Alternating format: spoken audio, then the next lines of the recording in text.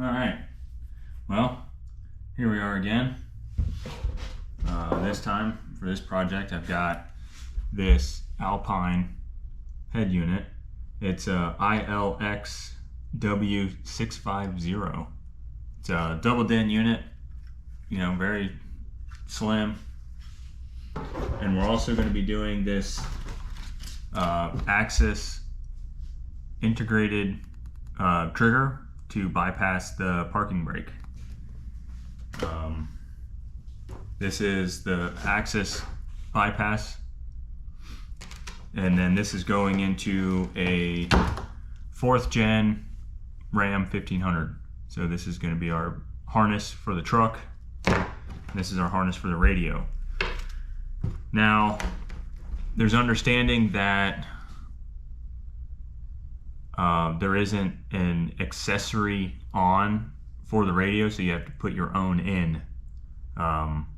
But you should just be able to wire into the fuse box. Now, I've been told by a buddy of mine that does this professionally, and he says that there is a wire, so when we get to that point, I'll know more. But this is pretty much just color coding, matching up colors for speaker wires.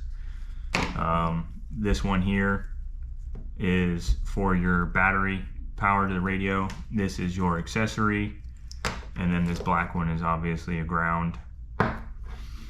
Blue and white here is your remote wire.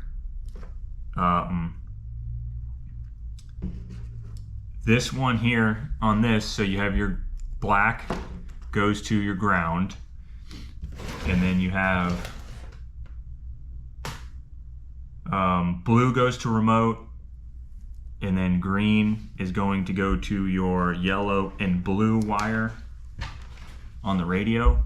Now this is for an Alpine. I'm sure other radios are different, but for this trigger, your green is going to go to your parking brake wire. Your blue is going to go to your remote, black is going to go ground, and then yellow is not used. It's pretty much color coding is all you're doing. Now on this one, if I'm not mistaken, I want to say the orange and white is a dimmer wire. So I mean, you can hook that up if you want. It's up to you.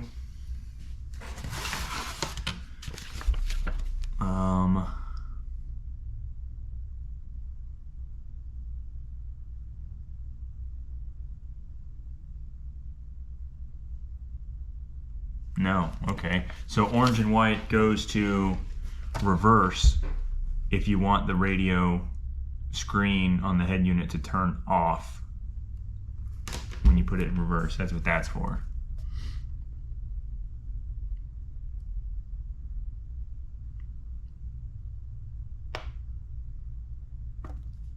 But that's up to you. If you want to use it, it's probably not a bad idea. Because I don't know about you, but some vehicles have, well, mine has dark window tint, and it causes a glare inside the cab and does make it a little difficult to see. But I'm going to go ahead and wire this up, and we'll be back. All right, well, this is it. I left these wires long. I didn't really see much of a need to cut them. So I just wrapped them up, and they're just zip tied in there. This is the keyed power source, and then my remote wire. I am putting a system in this truck, doing the under seat single 12 box. So I got everything hooked up, and waiting on a couple other things to show up, and then when that stuff gets here, we're gonna go ahead and get this thing installed, and I'll show you that whenever we get to that point. Show you how to take everything apart, put it back in and stuff like that. It's really not that difficult, but it is a late model pickup. So yeah, we're gonna go from there. So when that stuff comes in, we'll pick up from there and carry on. All right, well, I was just breaking some stuff out. This just came in. It's a 12-inch sub enclosure for a Ram 1500. for that one right there. This is by B-Box. So far it seems, you know, decent quality. It's padded. The only thing is I wish they would have done it, but that's where your wires go, and you have to pull it out in order to run the wire, which is no big deal, but I don't know if it'll pick it up right there. So you have to pull it out. You can't even just get the wire in there. But this is what I'm going to put in there. Just a kicker Comp C. Came out of a ported box that I had previously in a full-size Tahoe. But yeah, that's what we're going to do. So as far as wiring kit goes, I've just got this Boss Audio, you know, just simple 8 gauge. Probably would go a little heavier, but I'm only running a 400 watt amp, which really isn't that bad. I mean, it's plenty for a single 12. Don't need to go crazy. I don't plan on doing any kind of competitions or anything, so just something that is good enough for me. So we're gonna get this wired up, and then I'm also putting in a head unit, which is discussed before. I'm putting the Alpine unit in, and then we're gonna get this wired up.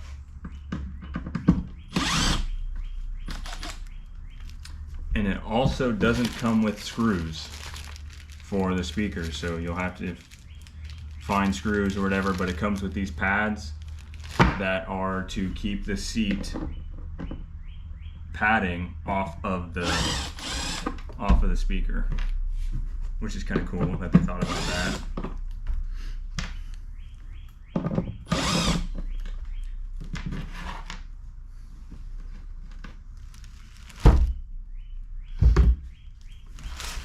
And then it's also nice that this Boss Audio wiring kit, typically kits will come with your remote wire. You know, you have your power wire. Usually comes with RCAs typically. This one comes with the ground wire, all the connectors for it, zip ties, some other screws and stuff like that. But this one also comes with a good bit of speaker wire, which is kind of nice. That typically doesn't happen when you buy kits, you know. And I mean, this one I bought on Amazon for 25 bucks. Definitely a cheaper one than I've ever bought. Typically I usually go to my buddy's shop and buy a lot of this stuff, but I didn't want to wait. And with Amazon telling you next day shipping, kind of hard to pass that up. You know, and I did. I ordered all this stuff last night.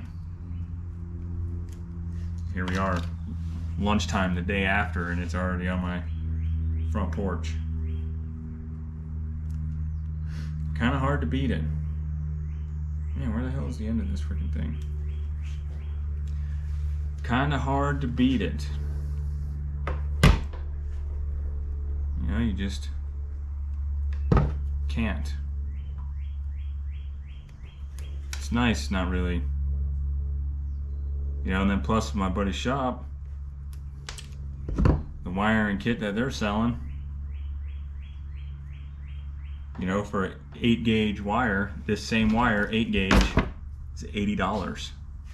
You know, and then for me to go pick this up off Amazon for 25 bucks, I mean, you just can't go wrong, you know? Just can't go wrong. But we're gonna get this wired up and get it put back in. I'm gonna get this speaker screwed down, and then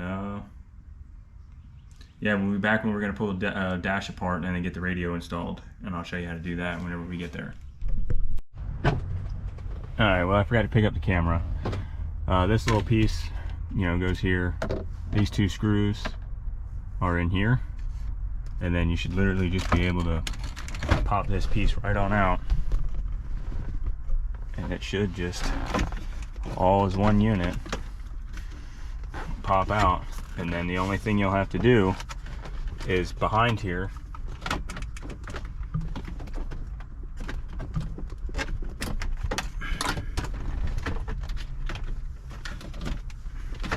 is unplug your AC controls. I mean, you don't necessarily have to, but you'll have these, you know, 4 screws, you know, 2 on each corner, here and here, and then everything else is behind the radio. Should just come right out, unplug.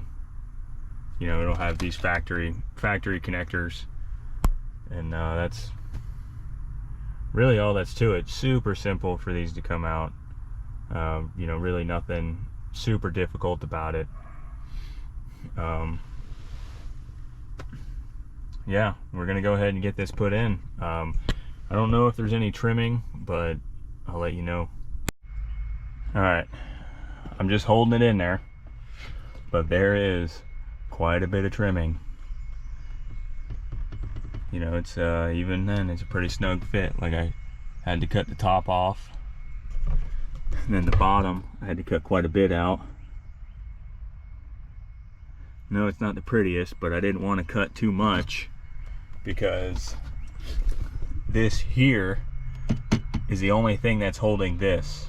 That's the only thing that's giving it strength. You know, like if you look, that's the AC vent. You know, there's nothing that's tying it into the actual frame of the dash. And the biggest reason why you got to trim it is so this is a double din head unit, and you can see that it is pretty much as big as the screen. Now, on stock Chrysler unit, even though it's a double din face, it's not double din thickness all the way through. You know, so it's got that little bit there, and then this little bit here, and that's what gives it, you know, that's why it's able to slide in. So this piece comes across, comes all the way out here, and then just goes across to here. And then this here, there's just a little lip, you know, maybe like 1/4 of an inch, and that's all you need to take off on the top, is just that lip. And then you just got to take this little bit out here so the radio will physically slide in. But I'm going to go ahead and get all this stuff vacuumed out, and then after I do all that, I'm going to run wires, because I'm putting a system in this truck too. All right, progress report. You know, left off, I got everything cut out. So on these later model pickups, they run power. They run power to the radio from the CAN bus system. So you pretty much have to pull power from somewhere on a keyed source in order for the radio to turn on and off.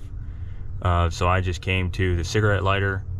On the driver's side of my truck, it's probably going to be different on others, but it's a keyed source. And all I did was I just, you know, I'm going to put heat shrink over it, but I just did one of these simple spades, slid them together, and then this is a wire that's going to go up to the radio.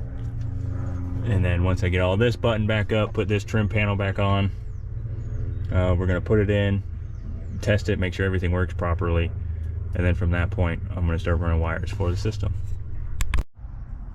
All right, well, finished install. And there's the box, just a kicker comp that I had laying around. I put the amp under here, that all my wires ran. I know it's not very neat, nothing's tied up, but nobody's going to see it. Everything's ran underneath of the trim panels. Seat folds down nice and neat, out of the way. And then there's all said and done. It's an Alpine unit, you know, and everything works properly.